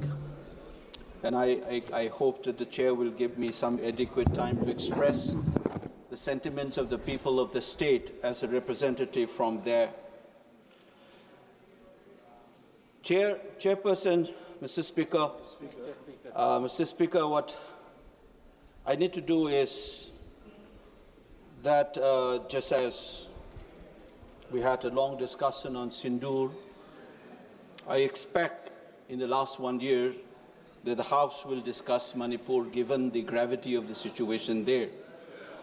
Just as the terrorists came from Pakistan and created havoc and tried to divide this country on communal lines to provoke us, the Union Home Minister on this floor of the House, if my memory serves me well, on 9th August 2023, said that the crisis in Manipur was caused by the influx of illegal immigrants. Similarly, intelligence agencies have flagged off the involvement of armed groups from Myanmar in the crisis in the state. So it is like what we had experienced in Pahalgam in some sense. Ironically, Manipur was also called the little paradise, just as Kashmir is called a paradise. The only difference is the national attention is given to what happened in Kashmir, not with the state of Manipur. Our existence at the periphery and a marginal existence has been reaffirmed time and again, creating a sense of alienations and humiliation to the people of the state. To take an example of the recent times, Sri Ratan Thiam, the doyen of Indian theatre, when he expired, not a single word came from this House, nor the Prime Minister, who had expressed similar condolences when artists expired. This is a shameful reminder that how marginal Manipur is. However big you are and however role you have played in this country, the stature of Ratan Thiam, I don't need to repeat. Globally, he was mourned, and luckily some of the chief ministers from the eastern states did mourn his demise. Now let me put 2-3 issues here about the extension of the precedent rule. There are a couple of myths that we need to know, and through you I would like to inform the House as well as the country and the entire world that when the union government takes over a state under 356, it is on the assumption that the constitutional order is not working and the law and order has gone beyond what it should be normally. But the fact of the matter is the imposition of this precedent rule in Manipur is not occasioned by such a concern. It is to save embarrassment for the ruling party. If they had to do it, they would have done long time back. The Supreme Court had, in a couple of months after the initial period of the crisis, had said that law and order has been completely gone and the constitutional order is not in order. But that time, they did not do it. That's the first myth that we need to understand. This is not to restore constitutional order, but to save the embarrassment that the ruling party was about to face in that month. Second, the union government has been in hand in glove with the then state government in creating the havoc in the state. Let me cite some of the examples. The CM said that whatever he did was on the advice and the consent of the Prime Minister Modi and the Home Minister, Mr. Amit Sabha. Similarly, the Home Minister said on this floor of the House that the CM is cooperating with us. Honorable member. So therefore, तथ्यों के बिना सदन में बात नहीं करनी। No. I'm just saying. Now, not to waste time. Let me continue, Mr. Speaker, sir. That ex-CM again said that the valley will be under him and the Home Minister will take care of the hill. Such a thing has never happened. The subversion of the federal polity and constitutional order was already there. And third, the example, the state government, the union home minister has been dictating terms with the then state government in terms of appointing officials, as if the now an erstwhile Article 257A, as if that is still operational, the union government was dictating terms to the state government, changing officials, and so much so that some of the officers of the Central Security Forces bluntly on record says that we don't take orders from the state government, we take it from the union government. Such a subversion has happened right through the collusion between the state government and the union government. And therefore, what we need to know is that the nature of the precedent rule must be understood. Rule जो है ये 353 में sir वहाँ के जो governor हैं, governor अभी 356 में हेड कर रहे हैं और गवर्नर के रोल को यहाँ नहीं डिस्कस किया जा सकता सर। यही कॉन्स्टिट्यूशन कहता है, यही रूल कहता है। 353 कहता है वहाँ गवर्नर रूल है, गवर्नर वहाँ शासन कर रहे हैं, गवर्नर क्या कर रहे हैं वो नहीं डिस्कस हो सकता है यहाँ पर। Mr. Speaker, sir, I hope so. Let's first have a clarity that the precedent rule in Manipur was not imposed in order to recover a constitutional order, because in collusion with the then state government, the union government itself has subverted the constitutional order, and they are creating that kind of a lawlessness for 2 years. Now, the other point why we should not be extending a precedent rule, given these reasons, we must also remember that 356 is supposed to be used in the rarest of the rare moment. If I can recollect this House, on 3rd of September 1949, Dr. Ambedkar introduced the Article 277A, which later on became 355, as a legal and moral premise for 356. We are supposed to use this very judiciously because the mandate of the people should govern the people rather than precedence rule. That was the clear position.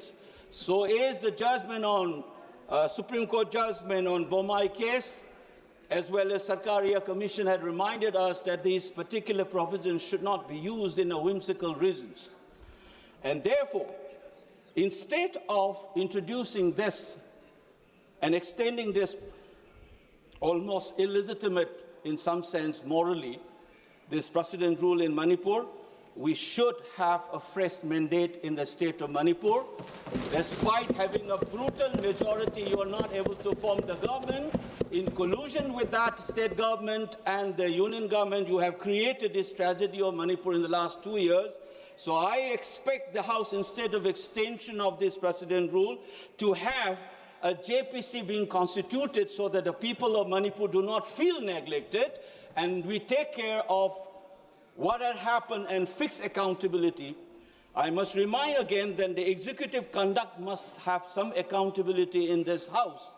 And therefore, just as we discussed Sindur, just as we had long discussions on constitutions, I expect this House to have at least 5 to 6 hours discussion on what steps can be taken in this House so that all of us can have a healing process to begin from this House. And I would like to end my interventions by appealing to the rest of the country as well. We have suffered constantly this humiliation and constantly reminding that you don't matter. The crisis in Manipur is unprecedented. Our LOP has said it.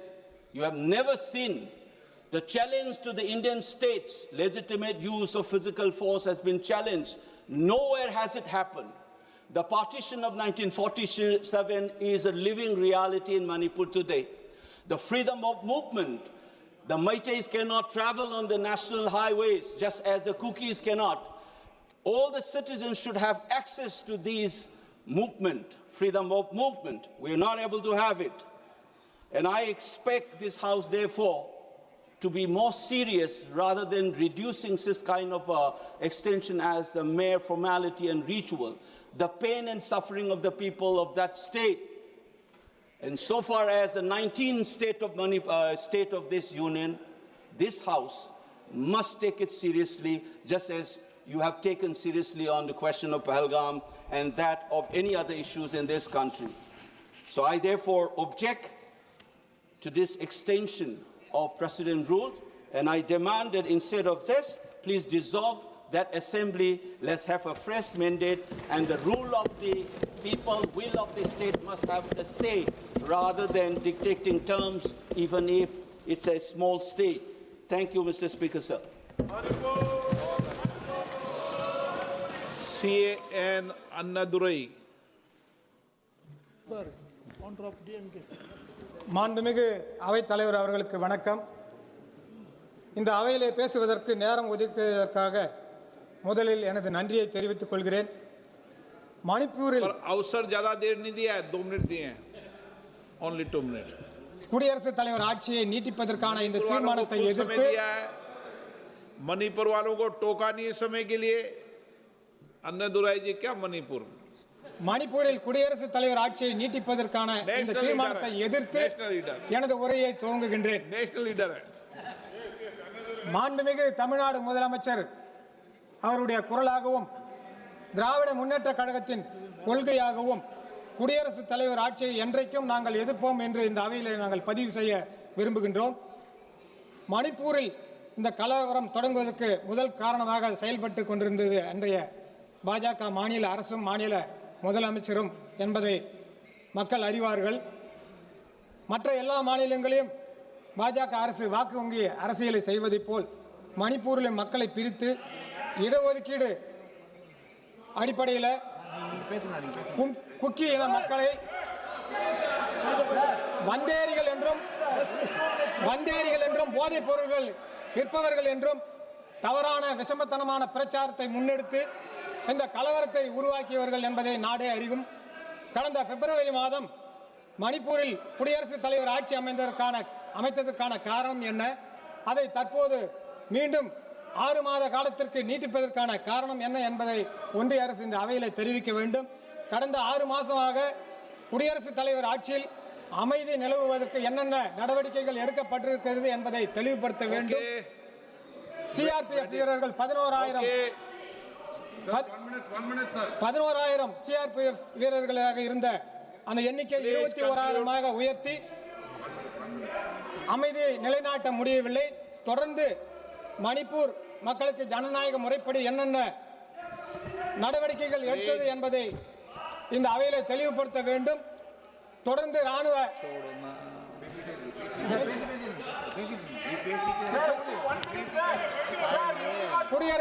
குடியரசுத் தலைவர் ஆட்சியை அங்கே நீட்டிக்க ஒன்றிய அரசு விரும்புகிறதா என்பதை தெளிவுபடுத்த வேண்டும்.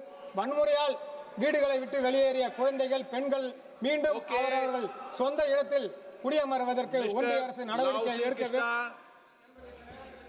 Thank you, sir. I stand in support of this. I stand in support of this resolution to extend the president's rule in the state of Manipur, sir. I know it's a very hard decision. It's not an easy decision to implement a president's rule in Manipur, but it's a very necessary decision, sir. So we stand in support of this. To extend. By endorsing the extension of a president's rule in Manipur, we are giving Manipur a chance to heal with dignity, sir. We support this with total confidence in Honorable Home Minister Amit Shah ji, who has clarity of thought. Under his stewardship, we have seen how Jammu and Kashmir transitioned from a state of political deadlock and militancy to a relative calm and accelerated development, sir. We have seen 5 years back when he has come to the parliament and he has put across to repeal the Article 370, sir. Then we used to think, Ek Desh, Ek Pradhan, Do Vidhan, Do Nishan. How does it work? But he has shown us, he has promised it in this house, saying we are going to repeal this, we'll make sure that Jammu and Kashmir will be on the path of development. And he has shown it, sir, and in the discussion that has happened on Pahalgam also, he has mentioned very clearly how the militants have come down, how terrorist activities have come down, how stone pelting has also come down in Jammu and Kashmir in the last 5 years, sir. And a lot of development has also been happening in Jammu and Kashmir. He has shown, this is a record of the Honorable Home Minister, sir. So Manipur is not just about law and order. This is about rebuilding trust in the Constitution, trust in the rule of law, trust in the idea of India, sir. And I say with the pride, Honorable Home Minister has lived up to the trust. His decision is not an act of control, it is an act of courageous compassion, ensuring that both Mithi and Kuki communities are heard protected and reconciled without fear and favor, sir. Sir, I heard honorable member from Manipur, sir. I request him I request him to remember this moment, sir, not a moment of central intervention only, but as a moment of national healing enabled by a leader who does not look away when duty calls. I thank and salute the honorable Home Minister for placing peace before politics, principle before partisanship, and constitution above also. Thank you very much. माननीय मंत्री जी,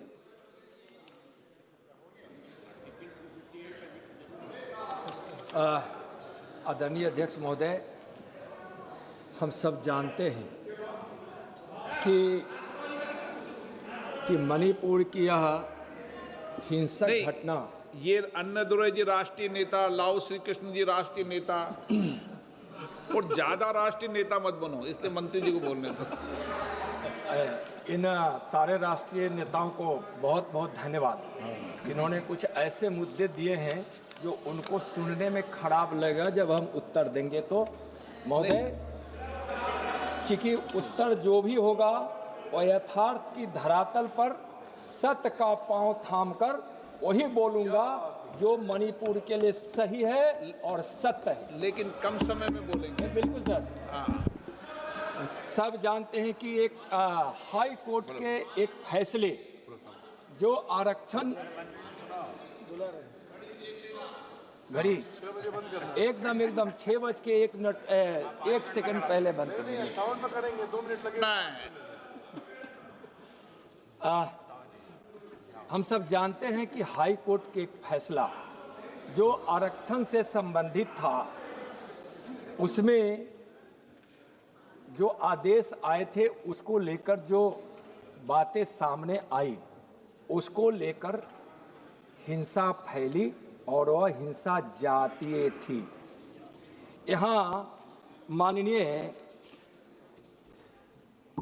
एंटोनी साहब बोल रहे थे और ऐसा बोल रहे थे जैसे वहाँ 2 धर्मों के बीच संघर्ष हुआ। 2 धर्मों के बीच कोई संघर्ष न हुआ है और न अभी मणिपुर में हो रहा है। जातीय हिंसा जरूर हुई थी। और महोदय, यहाँ लालजी वर्मा साहब भी बोले, यहाँ काकोली घोष मैडम भी बोली। हम बताएंगे कि अभी भी वहाँ हिंसा जारी, राष्ट्रपति शासन लगने के बावजूद ऐसा कुछ नहीं है।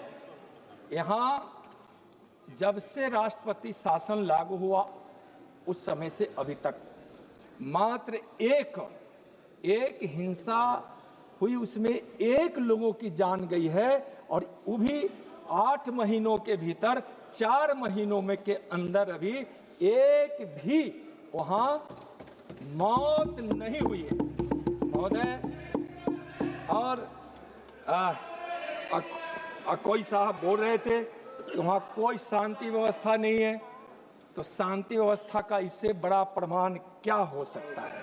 इससे बड़ा प्रमाण कुछ नहीं हो सकता है। यहाँ अन्नादुरई साहब बोल रहे थे कि राष्ट्रपति शासन क्यों बढ़ाया जा रहा है, तो मैंने जो कहा कि वहाँ शांति व्यवस्था बहाल हो रही है और 4 महीनों में एक भी मौत नहीं हुई है, आगे शांति व्यवस्था रहे। लोकतंत्र में भारतीय जनता पार्टी को विश्वास है, शांति व्यवस्था बहाल करने के लिए अभी राष्ट्रपति शासन जरूरी है, इसलिए आपके पास निवेदन लेकर मैं आया हूं। महोदय, माननीय प्रधानमंत्री नरेंद्र मोदी जी के नेतृत्व में नॉर्थ ईस्ट में हुए विकास, विश्वास, शांति और स्टेबिलिटी की चर्चा मैं जरूर 1 मिनटों में करना चाहूंगा। माननीय मोदी जी ने पिछले 10 वर्षों में 78 बार से ज्यादा नॉर्थ ईस्ट का दौरा किया है महोदय, जिसके फलस्वरूप पिछले 10 वर्षों में ऑल राउंड विकास हुआ है पूर्वोत्तर राज्यों का। नॉर्थ ईस्ट के लिए माननीय प्रधानमंत्री के विजन को हम 5 क्षेत्रों में देख सकते हैं: कनेक्टिविटी की क्रांति, स्थानीय संसाधनों का सही उपयोग, सशक्तिकरण और समावेशी विकास, युवाओं और महिलाओं का कल्याण, शांति और स्थिरता। माननीय प्रधानमंत्री मोदी जी के नेतृत्व में लोक ईस्ट को एक्ट ईस्ट बनाया गया, एक्ट ईस्ट को एक्ट फास्ट करने का काम किया गया, एक्ट फास्ट को एक्ट फर्स्ट करने का काम किया गया। और माननीय मोदी जी मानते हैं कि पूर्वोत्तर के विकास में ना नहीं होते। कुछ लोग तो ऐसे हैं जिनको उनको हर बात पर हंसने की बात आते लगती है, अभी भी हंस रहे हैं और उनके नेता बोलते हैं उस समय भी उन पर हंसते रहते हैं। पता नहीं उनकी हंसी में व्यंग होता है या कौन सी राज छुपी होती है। महोदय, जिसके फलस्वरूप आज पूर्वोत्तर की शांति में स्टेबिलिटी हुई है, जहां यूपीए की सरकार में 11,327 हिंसक घटनाएं हुई थी, वही एनडीए की सरकार में मात्र 3,511 दर्ज की गई है, यानी 69% कमी आई है। हताहत सुरक्षा बलों की संख्या पहले 456 इनकी सरकार में थी, जो घटकर अब 135 हो गई है। इसमें 70% की कमी आई है। नागरिकों के हताहत घटकर अब उसकी संख्या इतनी हो गई है, यानी 85% की कमी आई है महोदय, और इनको कुछ दिखाई नहीं पड़ रहा है। महोदय, 2014 से लेकर अब तक 10,600 विद्रोहियों ने सरेंडर किया है। नॉर्थ ईस्ट में 2019 से 2024 के बीच कुल 12 महत्वपूर्ण शांति समझौते हुए हैं, इसीलिए आज नॉर्थ ईस्ट में वहां आज शांति दिखाई देता है। महोदय, मैं स्पष्ट रूप से कहना चाहूँगा कि वहाँ आज शांति व्यवस्था है और इसके फलस्वरूप हिंसा की घटनाओं में जो कमी आई है, इसका मैं उल्लेख किया हूँ। राष्ट्रपति शासन इस अवधि में 2500 से ज़्यादा हथियार, 1900 से ज़्यादा विस्फोटक और 30,000 से ज़्यादा गोला बारूद बरामद महोदय किए गए हैं। कानून व्यवस्था की स्थिति नियंत्रण में है और संवाद प्रक्रिया के द्वारा दोनों समुदायों के मतभेद को दूर कर चिरस्थायी शांति की बहाली के लिए भरपूर प्रयास किए जा रहे हैं। महोदय, आज हमारी डॉक्टर घोष मैडम बोल रही थी कि वहाँ ड्रग्स और नशे के संबंध में, महोदय, मणिपुर को नशा मुक्त करने के लिए, नशे के व्यापार में लिप्त नेटवर्क को ध्वस्त करने के लिए मणिपुर में लगी अंतर्राष्ट्रीय सीमा पर बाड़ लगाने की गति बढ़ाने पर विशेष जोर दिया जा रहा है। साथ ही वहाँ जो भी नशे की लत से जो आदी हो गए हैं, वह भी उससे मुक्त हो, इसका भी प्रयास महोदय किया जा रहा है। महोदय, और इसके बाद मैं जरूर याद कराना चाहूँगा कुछ घटनाओं को, एक दो घटना को बताकर मैं जरूर अपनी वाणी को विराम दूंगा। जरा ये लोग अपनी ओर भी देखें, अपनी ओर भी देखिए महोदय। 2002 से 2012 तक कांग्रेस की सरकार रही। खत्म कर रहा हूं मैं, आधा मिनट में सर। 1200 हत्याएं हुई थी। 1997 में कांग्रेस की सरकार में 352 लोगों की मौत हुई थी। 1993 में कांग्रेस की सरकार में 100 से अधिक लोगों की मौत हुई थी, और 1993 में कांग्रेस की सरकार थी, उसमें 750 लोगों की मौत हुई थी। और महोदय, हमारी बहन पश्चिम बंगाल से बोल रही थी घोष मैडम, मैं उनको बताना चाहूंगा कि वहां उस घटना में, मणिपुर की घटना में लगभग 250 लोगों की मौत हुई थी लगभग, और उससे ज्यादा 250 से ज्यादा मौत पश्चिम बंगाल के चुनावी हिंसा में टीएमसी की सरकार और उसके कार्यकर्ताओं ने गुंडा का रूप लेकर निरसंग हत्या की, बहनों के साथ बलात्कार हुआ। ऐसी भी घटनाएं हुई जो ब्याह कर लाई गई थी बहू, उसको एक दिन के बाद ही पति को और उसकी पत्नी को अलग अलग करके अपहरण कर लिया गया है। महोदय, यह बहुत अन्याय है। बोलने से पहले ये लोग देखे, और मैं विश्वास दिलाता हूं इस सदन को कि वहां शांति बहाल हो रही है। आप कृपया भ्रम फैलाने की कोशिश नहीं करें। मणिपुर के हिंसा जो निरंतर कुछ दिन तक आगे बढ़ती रही, उसमें बाहर के लोग भी लगे थे, और उनके सोशल मीडिया को कंगाल कर देखिए कि किस प्रकार से इन लोगों ने वहां हिंसा जो भड़की थी, उस आग में घी डालने का इन्होंने काम किया था। महोदय, मैं अंत में अनुरोध करता हूं कि मणिपुर राज्य के संबंध में संविधान के अनुच्छेद 356 के तहत राष्ट्रपति द्वारा दिनांक 13 फरवरी 2025 को जारी की गई घोषणा को इस सदन द्वारा अनुमोदित किया जाए। संविधान के तहत निर्धारित उद्घोषणा के प्रति परिणामी आदेश के साथ सदन के पटल पर रखी गई है। महोदय, प्रश्न है कि माननीय मंत्री जी द्वारा प्रस्तुत सामाजिक संकल्प को स्वीकृत किया जाए। जो सदस्य इसके पक्ष में हाँ कहें, जो सदस्य विरोध में ना कहें। मेरे विचार में निर्णय हाँ वालों के पक्ष में, हाँ वालों के पक्ष में सामाजिक संकल्प स्वीकृत हुआ। सभा की कार्रवाई गुरुवार दिनांक 31 जुलाई 2025 को प्राप्त 11 बजे तक के लिए स्थगित की जाती है।